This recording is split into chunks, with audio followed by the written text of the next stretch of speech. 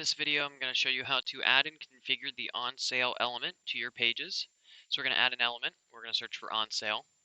Oops, on sale, sale. There we are.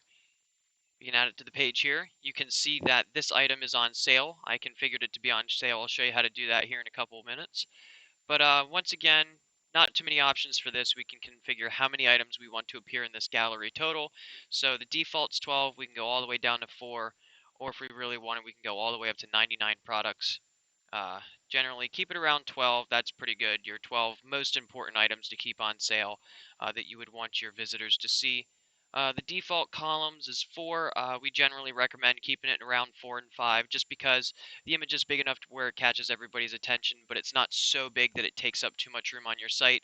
But if you do have a lot of items, you can make it, 6 columns, maybe even 8 columns, just to really show a very dense grid of all the items you have on sale. Up next here, we can order it by the menu order that it would appear in the store.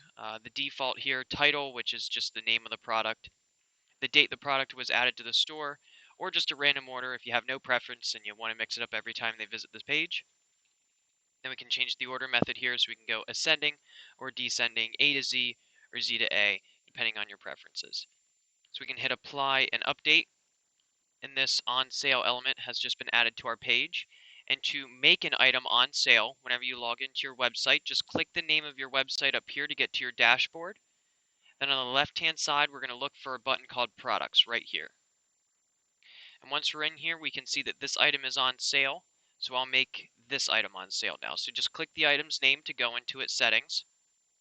If we scroll down a little bit here, we can see the product data. This is where we want to be. And under General, you can see the regular price is 90. We can put a sale price in right here, so I'll make the sale price 80.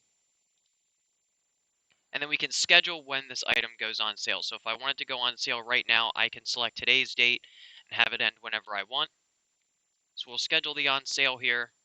Just click inside of here, it'll bring up a little calendar. So I'll select today's date, and I'll make this sale expire on the 31st at the end of the year. This is very great, so if you forget to update your sales and you leave something on sale, that's not possible. Whenever you have it set up like this, no matter what, the product will go back to its regular price at the end of December 31st. So once I'm happy with all that, I can go up here and hit update. And now those changes have just been reflected on the site. I usually like to hit update again just because sometimes WooCommerce is a little weird. If you get that notification saying that changes haven't been saved, that's okay. Sometimes it pops that up. Just definitely make sure you hit update a couple times. Click the name of your site at the top whenever you're in the dashboard to get back to your live site. We can hit the test page over here that I've been working out of, and now you can see that this product is now up here marked down from 90 to 80 that we just made on sale.